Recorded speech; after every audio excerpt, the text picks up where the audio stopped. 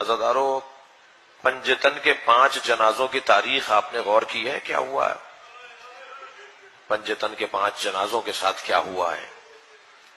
کائنات کے افضل ترین لوگ، جن کی وجہ سے اللہ نے ساری دنیا بنائی ہے، جن کی وجہ سے ہم کھا پی رہے ہیں، جن کی وجہ سے یہ ساری دنیا چل رہی ہے، پنجتن وعالین لوگ، جو حضرت آدم کو سجدہ کرنا ان کے لیے ضروری نہیں تھا، سارے فرشتوں سے کہا سجدہ کرو، اللہ کہہ رہا ہے شیطان سے کیا تو متکبر ہو گیا؟ یہ عالین میں سے ہے جو سجدہ نہیں کر رہا؟ عالین کو میں نے نہیں کہا ہے سجدہ کرنے کا، تو کیوں نہیں کر رہا سجدہ؟ وہ عالین لوگ، وہ بڑے لوگ جو اس وقت میں بھی موجود تھے،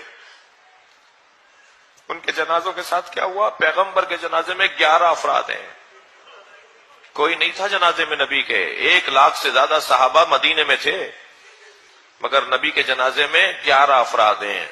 امت کو بڑا اعتراض ہوا کہ علی نے ہمارا انتظار نہیں کیا، بہت شور مچایا، بڑا اعتراض کیا کہ علی نے نبی کے جنازے میں ہمیں نہیں بلایا۔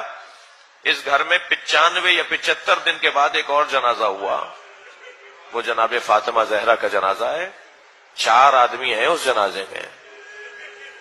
میں اور آپ اپنے عزیزوں کا جنازہ اٹھاتے ہیں تو ہزاروں لوگوں کی شرکت ہوتی ہے، نبی کی اکلوتی بیٹی، کائنات کی مخدومہ، محشر میں خاتون بنے گی، جنت میں جو سب سے پہلے جائے گی، اس کے جنازے میں 4 آدمی شامل ہیں۔ پھر امت کا اعتراض ہوا کہ اہل بیت نے ہمیں جنازے میں نہیں بلایا، تو اس گھر میں تیسرا جنازہ ہوا ہے مولا علی کا، اس میں 2 آدمی شریک ہیں۔ مولا علی کے جنازے پر اہل سنت کے مطابق 2 اور ہمارے مطابق 6 افراد شریک ہیں مولا علی کے جنازے پر۔ اہل بیت کے گھر کا تیسرا جنازہ، حجاج ابن یوسف نے 3000 جگہ قبریں کھدوائی تھی کہ علی کا جنازہ نکال کے لٹکاؤں گا۔ مولا کے جنازے کے ساتھ یہ ہونا تھا، تبھی امام جعفر صادق کے زمانے تک مولا علی کی قبر کا پتہ نہیں تھا۔ امام صادق نے بتایا یہ میرے جد کی قبر ہے۔ یہ جنازہ کا حال دیکھ رہے ہیں آپ، کیا ہو رہا ہے ان جنازوں کے ساتھ؟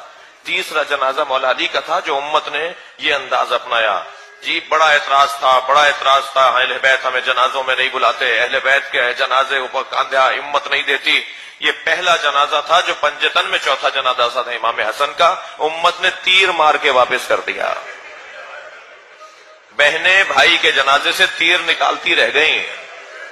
یہ پہلا پنجتن کا جنازہ تھا جو امت کے کاندھوں پر دیا گیا تھا، اور اہل بیت کا 5واں جنازہ اور امت کے کاندھوں پہ دوسرا جنازہ وہ حسین کا جنازہ ہے۔ گھوڑے دوڑا دیے حسین پر، اور ایسے گھوڑے دوڑے ہیں کہ بہن بھائی کا لاشا نہیں پہچان سکی۔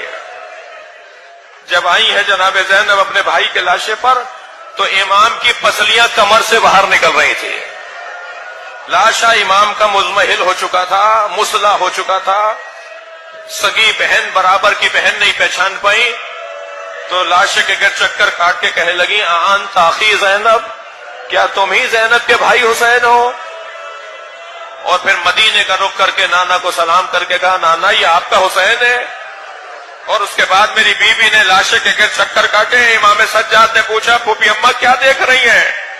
فرمان لگی سالم جگہ دیکھ رہی ہوں جہاں بوسہ لے سکوں۔ مگر جناب زینب کو امام حسین کے بدن پہ سالم جگہ دکھائی نہ دی، تو کٹی ہوئی رگوں پر لب رکھ دی ہے میری بیوی نے، کٹے ہوئے گلے پر بوسہ لے کر۔ پھر ایک مرتبہ امام سجاد سے کہا بیٹا میں جہاں بوسہ لے رہی ہوں وہاں کسی نے بوسہ نہیں لیا۔ ایک روایت اور سن لیجیے، آپ کی آنکھوں میں آنسو ہیں۔ میری بیوی پھر اپنے بھائی کے برابر میں بیٹھ گئی اور رونے لگیں، آنسوؤں سے رونے لگیں۔ امام نے فرمایا انت عالمۃ غیر معلمہ، پھوپھی اماں حوصلہ کیجئے، ابھی بڑی سخت منزلیں ہمیں گزارنی ہے۔ فرمانے لگی زین العابدین میں کم سن تھی، اپنے گھر کے مدینے کے میں اپنے گھر کے صحن میں سو رہی تھی، کچھ دیر کے بعد میری آنکھ کھلی تو میں نے کیا دیکھا، سارے صحن میں دھوپ آئی ہوئی ہے مگر میرے اوپر سایہ ہے۔ تو میں پریشان ہوئی، میں مضطرب ہوئی، سوچنے لگی یہ سایہ کیسا ہے۔ تو میں نے کروٹ لے کر پہلو بدل کے جب دیکھا تو یہی بھائی تھا جو چادر پکڑے کھڑا تھا کہ کہیں میری بہن زینب پر دھوپ نہ آ جائے۔ اب بتاؤ میں کہاں صبر کروں، میرے سر پر چادر نہیں ہے، بھائی کے بدن پہ دھوپ آ گئی ہے، کوئی نہیں ہے جو زہرا کے لال کے بدن پر کپڑا ڈالے۔